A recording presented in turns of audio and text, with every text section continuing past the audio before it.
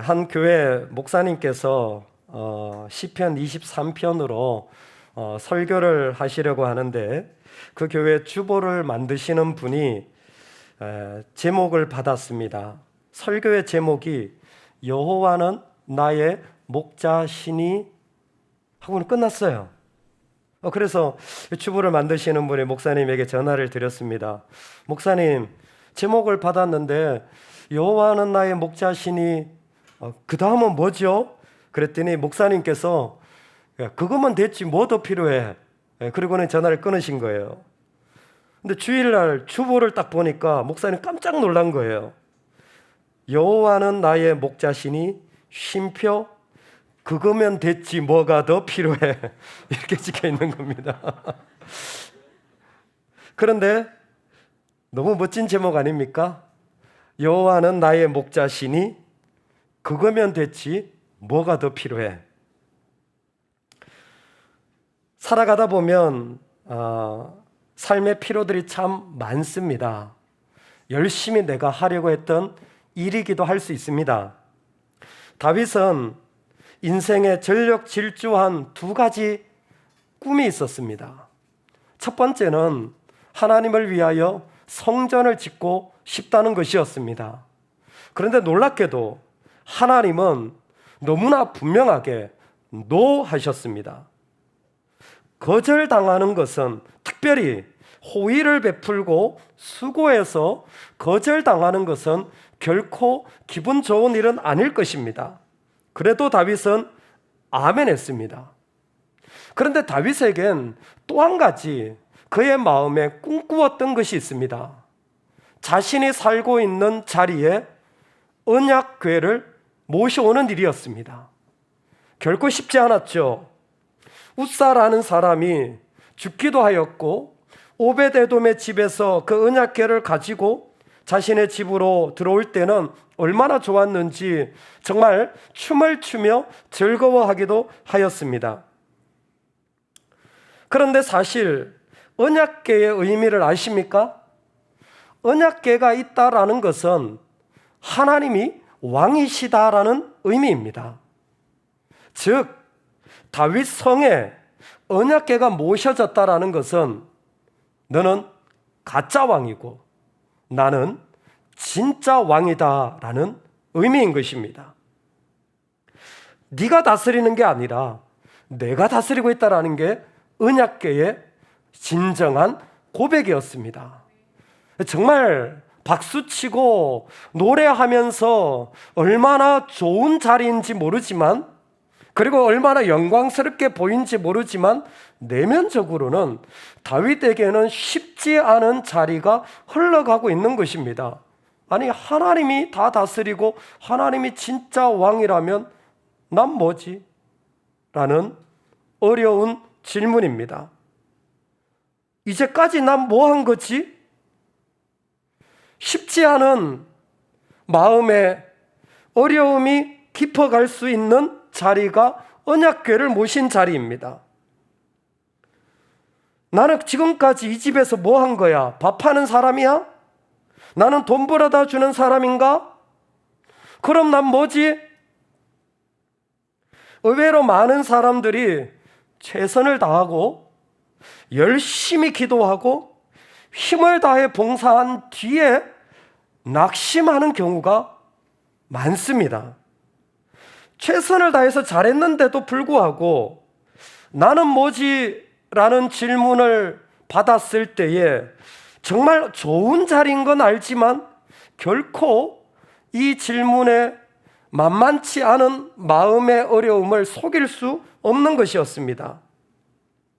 이때 다윗은 아주 중요한 구별을 해 나갑니다.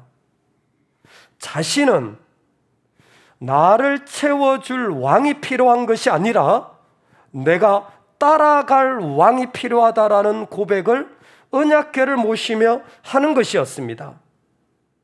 다윗에게는 내가 따라가야 할 목자가 필요한 것이지 나를 다 채워주고 도와줄 목자가 필요했던 것이 아니었습니다. 목자는 여호와이지 내가 목자가 아니라는 겁니다. 그래서 과감하고도 대담하게 여호와가 나의 목자라고 선포하는 것이었습니다.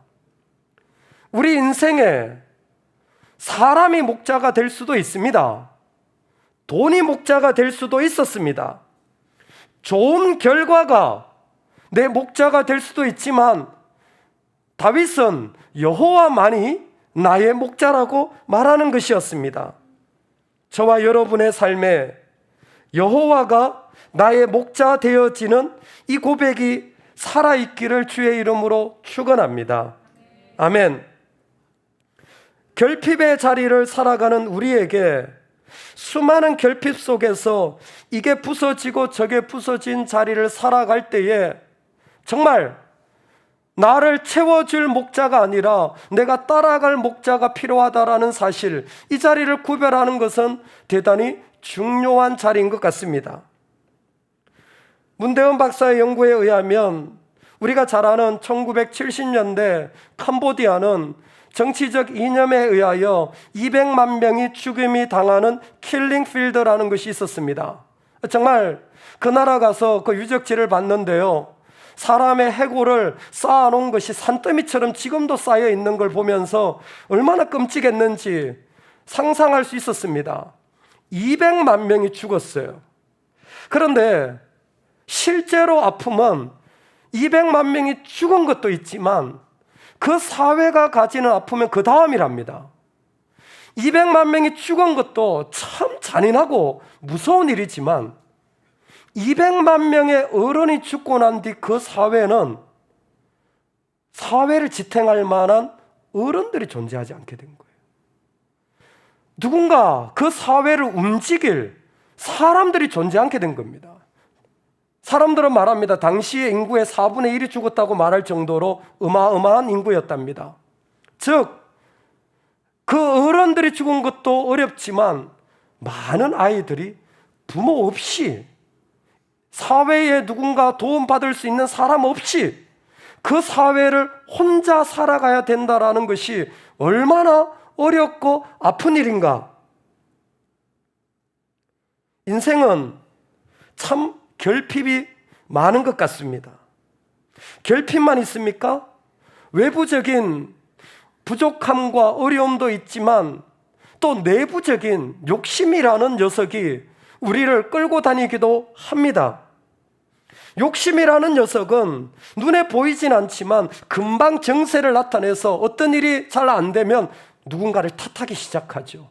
가까이 있는 사람일수록 더 심한 원망을 받게 되기도 하고, 심지어 이 욕심이라는 녀석은 누군가를 탓하는 것이 많아져서 하나님이 말씀하셔도 엎드려지지 않을 만큼 번성해 나갑니다. 결국 그 사람이 죽음에 이르기까지 쉬지 않는 것이 욕심이었습니다. 그런 자리 속에서 나의 목자가 나는 있어야 되고 그 목자가 여호와라고 말하고 있는 것입니다. 놀라운 것은 여호와가 목자시기 때문에 부족하지 않다라는 겁니다. 부족하지 않다라는 이 고백이 저와 여러분들의 마음속에 울려 퍼질 수 있기를 주의 이름으로 축원합니다. 아멘. 영어로 보니까 이렇게 되어 있어요. I have all that I need. 부족하지 않다라는 게 아니라 내가 필요한 것을 나는 다 가지고 있다라는 겁니다. 나는 필요한 것을 다 가졌다라는 거예요. 하나님이 나의 목자실 때 나는 다 가진 사람이라는 겁니다. 여러분, 다 가지셨어요? 이제 더 없으셔도 되죠? 할렐루야. 이 땅에 어떤 거 안 이루어져도 되죠? 여러분, 그게 여호와가 목자일 때 일어나는 고백이랍니다. 나는 내가 필요한 걸 다 가졌어요. 결핍의 시대에 내 안에 욕심이 일어나는, 사망이 있는 이런 일들 속에서 목자가 계심으로 나는 다 가졌다라는 거예요. 나는 더 이상 없어도 된다라는 겁니다. 왜? 그 목자는 인도하시는 분이기 때문에, 그 목자는 그냥 계시지 않고 우리의 삶을 인도해 나가는 겁니다. 푸른 초장으로 1년에 3개월만 풀이 나는 땅이 이스라엘 땅입니다. 그런데 그 3개월을 기가 막히게 찾아서 생명을 연연하게 하죠. 11개월의 어려움이 있습니다. 아니 9개월의 어려움이 있습니다. 그런데도 불구하고 하나님은 그 3개월이나 우리로 살게 하는 겁니다. 쉴만한 물가. 양은 물이 흐르면 물을 못 마신대요. 그런데도 불구하고 그 물이 흐르는 중에 어딘가 물이 흐르지 않는 지역을 찾아서 기어코 우리로 마시게 하여 준다라는 거예요. 우리 삶에 수많은 일들이 지나가서 나는 감당하지 못할 일들이 훨씬 많은데 그 중에 얼마를 하나님 우리한테 맡기셔가지고 우리로 살아가게 하여 주신다라는 겁니다. 하나님은 여전히 푸른 초장과 쉴만한 물가를 찾아서 우리의 삶의 걸음을 옮겨 나가는 거예요. 어디로? 음침한 사망의 골짜기도 있습니다. 그런데 나가보니까 어디까지 갑니까? 하나님이 상을 베풀어 주시는 하나님의 잔치자리 가고 결론이 어디입니까? 하나님의 집에 거하게 해주신다라는 거예요. 영원히 그분의 집에 거하기까지 목자는 인도에 가시기 때문에 그 사실을 아는 다윗은 다 가졌습니다. 목자만 있으면 내가 죽음의 자리에 있다고 할지라도 나는 인도함을 받을 줄로 믿습니다. 그래서 목자가 인도해 주기 때문에 다 없어도 마음을 놓을 수 있게 됩니다. 아무것도 없어도 내 주도권을 내려놓을 수 있게 됩니다. 결핍과 죄악의 사람은 문제만 터지면 최악으로 자꾸 가요. 가장 힘들고 가장 악하고 가장 안 될 자리에 나를 내어놓고는 모든 것을 다 짊어지려고 합니다. 그런데 성경에서는 예수님을 믿음의 주요 온전케 하시는 이라고 소개하고 있습니다. 우리는 최악을 향해 달려가는데 주님은 그곳을 온전케 하시는 분이라는 거예요. 나는 여전히 결핍인데 주님은 그 가운데 완전하게 만들어 가신다라는 겁니다. 그게 저와 여러분의 삶입니다. 여러분, 하나님이 목자 되실 때 그분은 영원까지 인도하시는 줄로 믿으시기 바랍니다. 아멘. 두 번째, 목자가 왜 중요하냐면 목자는요, 우리를 살립니다. 인도할 뿐만 아니라 우리의 영혼을 소생케 해요. 네페시, 숨쉬게 합니다. 흙으로 사람을 만들어 놓고 흙을 지어 놓고 네페시를 넣자 그 사람이 걸어 다니게 된 것처럼 여전히 지금도 하나님은 우리 속에서 우리가 움직일 수 없는 흙덩어리 같이 살아갈 때 우리 안에 새로운 생명의 일들이 일어나도록 허락하여 주시는 거예요. 술람미 여인이 사랑하는 배우자인 그 솔로몬을 만났을 때 나의 영혼이 사랑하는 자를 만났다라고 고백하는 거예요. 여기에 만났다라는 건 내가 살 것 같다라는 거예요. 여러분, 남편을 보면 살 것 같으시죠? 할렐루야. 아내를 보면 살 것 같으시죠? 할렐루야. 예, 더 크게 아멘 할지어다. 아멘. 살 것 같은 거예요. 여러분, 살아나는 거 있잖아요.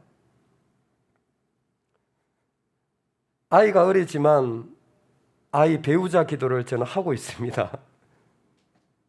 그 중에 제일 먼저 나오는 기도가 이거예요. 하나님, 우리 아이가 만나는 배우자는요, 주님 때문에 마음이 새로워지는 사람을 만나게 해주세요. 어떤 일이 있어도 주님 때문에 마음이 새로워지는, 주님 때문에 마음이 소생케 되는, 주님 때문에 네페시할 수 있는, 주님 때문에 마음이 완전히 바뀌어질 수 있는 꼭 그런 사람 만나게 해주세요. 그래서 개인적으로 정말 기도가 돼요. 왜? 그 사람이면 어떤 것 없어도 이 땅에 하나님만 계시면요 감사하거든요. 여러분, 우리를 살려주시는 분이 우리 하나님이십니다. 하나님 지금도 우리를 소생케 하여 주시는 거예요. 이 이야기가 얼마나 중요했는지 모릅니다. 그래서 하나님은 우리를 이 땅에서 정말 목자가 되어주셔서 하나님이 인도해 주시는 거예요. 아니, 왜 꼭 목자여야 합니까? 예, 목자는 우리 가운데 오셔가지고 부족함이 없게 하여 주시는 유일한 분이기 때문입니다. 사실은 신명기에도 이 말씀이 있습니다. 40년 광야 생활을 마치고 가나안 땅에 막 들어가려고 할 때입니다. 시내산의 삶이 에돔산, 세일산이라는 곳으로 바뀌어져서 그들이 이제 가나안 땅에 들어가려고 할 때 모세가 이스라엘 백성 2세대들에게 부탁하는 게 무엇이냐면, 하나님은 너희들의 신발 하나 떨어지지 않게 하고 옷 하나 사가지지 않게 하며 부족함이 없도록 인도해 주셨다라는 걸 기억하라고 말하고 있습니다. 그때 부족함이 없다라는 건 광야에 있어도 먹여주신다라는 겁니다. 광야에 있어도, 그냥 아무것도 없는 광야에 있어도 하나님이 먹이신 것을 꼭 기억하라는 거예요. 근데 똑같은 말씀이 느헤미야서 9장에도 등장합니다.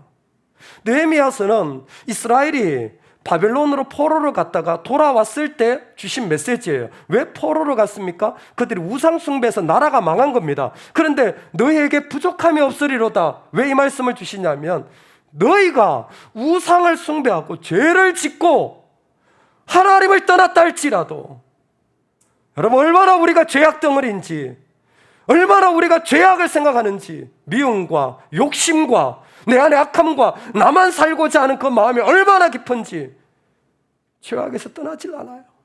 그래서요, 가정이 무너지는 겁니다. 그래서 나라가 무너진 거예요. 그래서 끌려갔잖아요. 그런데 하나님 뭐라고 말씀하시냐면, 네가 죄악으로 무너져도 나는 은혜를 베풀어서 너를 살릴 거야. 부족함이 없다라는 건 광야에서 먹일 뿐만이 아니라 우리가 죄악으로 반역한다고 할지라도 그분은 우리를 살려주시기를, 은혜로 덮어주시기를 원하신다라는 겁니다. 결정적인 건 요한복음 10장입니다. 그분은 부족함이 없는 모습으로 광야에서 부족함이 없는 하나님으로 반역한 백성들에게 찾아오셔서 그들을 살렸을 뿐만이 아니라 선한 목자로 이 땅에 오시게 됩니다. 선한 목자로 이 땅에 오신 분은 한 가지예요. 왜 선한 목자로 오셔야 됐습니까? 선한 목자는 우리를 위하여 자기 목숨을 버리시는 분이십니다. 아무것도 아닌 우리를 위하여 자기의 목숨을 아끼지 않으시고 자기를 온전히 내어주시는 분입니다. 우리가 죄악 가운데 있을 때, 우리가 어둠 가운데 있을 때, 우리가 악함 가운데 있을 때, 우리가 두 손을 떨며 갈등하고 머뭇거리고 미지근하고 아무것도 할 수 없는 뒤로 물러난 상황 가운데 있을 때, 주님은 우리를 대신하여 그 모든 것을 다 뒤집어 쓰시려고 목자가 되어주신 거예요. 십자가의 죽으심은 목자로서 자신의 생명을 내어준 주님의 사건이었습니다. 누구든지 그 이름을 믿는 자마다 멸망치 않고 구원을 얻으리라. 여러분, 예수의 이름을 믿으시기 바랍니다. 예수 그리스도는 목자로 양을 위하여 자신의 생명을 내어준 유일한 분입니다. 놀랍지 않습니까? 나를 위하여 자기의 생명까지도 내어주신 분이 목자로 나와 함께 계시다라는 것을 말씀하여 주고 싶었던 것입니다. 그러므로 그 목자가 있는 마음을 다윗은 누구보다 알았어요. 내 필요한 건 다 가졌습니다. 부족함이 없습니다. 나를 그렇게 사랑해 주는 분이 있는데 내가 뭐 더 필요하겠습니까? 이거 조금 안 되고 저거 안 이루어져도 내가 그것 때문에 슬퍼할 이유가 없습니다. 왜? 여호와가 나의 목자거든요. 그 일이 내 목자 아니고 그 사람이 내 목자 아니고 나에게는 한 분 하나님, 그분이 나의 목자거든요. 그분이 살아계셔서 지금도 우리의 목자 되기를 원하시는 줄로 믿습니다. 개인적으로 C.S. 루이스의 글을 종종 읽습니다. 읽은데 또 읽고 싶은 글들이 참 많습니다. 그 중에 하나가, 그가 참 지식인이고 20세기 최고의 철학자이며 기독교 변증가라고 말하지 않습니까? 그런데 그 똑똑한 사람이, 그 많은 것을 할 수 있는 사람이, 그 엄청난 지식을 가지고 있는 사람이 삶의 어려움을 겪게 됩니다. 부인이 죽게 돼요. 그래서 쓴 책이 고통의 문제라는 책을 쓰게 됩니다. 생각지도 못했습니다. 부인이 죽게 되어지는 그 어려움을 그는 당하게 됩니다. 그때 아무것도 할 수 없는 마음으로 그의 마음은 무너지고 살 수 없는 지경이 되어져요. 이걸 어떻게 감당해야 될지 알 수 없습니다. 그 고통이 계속해서 밀려오는 거죠. 그런데 참 목자가 있는 사람들은 다른 것 같아요. 어느 날 그 마음에 도전되어진 게 무엇냐면, 아내가 죽은 게 사실이지만 또 하나, 하나님 옆에 살아있다는 것도 사실입니다. 지금 내 곁에 없는 죽은 것도 사실이지만 하나님 곁에 살아있는 것도 사실이라는 거예요. 내가 어떤 사실을 붙잡고 살아야 되느냐는 거예요. 살아계신 하나님으로 인하여 살아가는 그 자리를 붙잡기를 원한다는 겁니다. 여러분, 지금도 하나님 살아계셔서 우리의 삶을 움직이고 계시는 거예요. 여호와여, 나의 대적이 어찌 그리 많은지요. 일어나 나를 치는 자가 많으니이다. 많은 사람이 나를 대적하여 말하기를 그는 하나님께 구원을 받지 못한다 하나이다. 세상에 얼마나 나를 공격하는 일들이 많은지 다윗의 마음도 매일같이 죽을 지경인 거예요. 심지어 너는 구원받지 못했어라고까지 말하는 그런 저주까지 받는 사리에 다윗의 마음이 너무 힘든 거예요. 근데 다윗의 고백은 이겁니다. 여호와여, 주는 나의 방패시오 나의 영광이시오 나의 머리를 드시는 자이시니이다. 다른 것을 목자로 두었던 마음을 내려놓으시기를 간절히 소망합니다. 내 영혼의 유일한 목자 되신 예수님이 계심으로 나는 괜찮은 그 마음이 오늘 우리 가운데 고백되어지기를 소망합니다. 목자는 양을 계속해서 부릅니다. 여러분, 주님은 지금도 말씀하십니다. 여러분의 귓가에 주님의 말씀이 떠나지 않게 해주세요. 여러분의 두 눈에서 말씀이 제일 먼저 드러나게 해주세요. 여러분의 영혼에 먼저 주님의 말씀이 먼저 채워지게 해주세요. 그래서 우리의 영혼이 다른 것이 아니라 나는 목자가 있습니다 라는 이 고백을 우리 자녀들이 들을 수 있으면 좋겠습니다. 이 고백을 이 땅이 들을 수 있으면 좋겠습니다. 그래서 사회가 무너진다고 할지라도 그 속에 목자가 있는 자들이 들어가서 그 목자로 말미암아 괜찮습니다. 하나님 필요한 걸 다 주셨습니다. 오늘 이 땅에서 하나님이 영원한 집으로 인도하실 것입니다. 소생시켜 살려낼 것입니다. 오늘 우리의 마음이 그것을 선포할 수 있기를 소망합니다. 여러분, 열방 가운데 이 은혜가 있기를 간절히 소망합니다. 어려울 때입니까? 어느 때보다 목자가 필요한 거 아닙니까? 지인 목사님께서 이 2주 뒤면 설립 5주년이래요. 교회를 개척했는데. 근데 목사님이 그렇게 말씀하시는 거예요. 1년 반 동안 개척하고 사모님이 아프셔가지고 사모님 병수발 하느라고 1년 반 지났고, 그거 끝나고 나니까 코로나가 터져가지고 2년 반 동안 코로나 하다가 아무것도 못하고, 그리고 5년이 그냥 되었다라는 겁니다. 이곳에 있는 작은 교회는 코로나로 인해 얼마나 어려운지, 지금 월세를 내는 것이 너무너무 어려운데 아무도 교회에 올 수 없는 상황이 되어서 그 어려움에 중첩되고 있다는 이야기를 들었습니다. 여러분, 이 땅에 있으면서 얼마나 결핍과 어려움들이 우리 삶에도 많습니까? 그런데 여호와가 나의 목자 되어 주실 때, 여호와가 나의 목자 되어 주실 때 우리는 다 가진 자로 살 수 있게 되어집니다. 그리고 그 사람들이 손을 펼쳐서 이 땅에 하나님의 목자 되심을 나누고 선포하고 흘려보낼 수 있기를 소망합니다. 그 일들이 연약한 자, 무너진 교회, 열방까지 흘러 들어가서 여호와가 우리의 목자입니다 라고 선포할 수 있기를 간절히 축원합니다.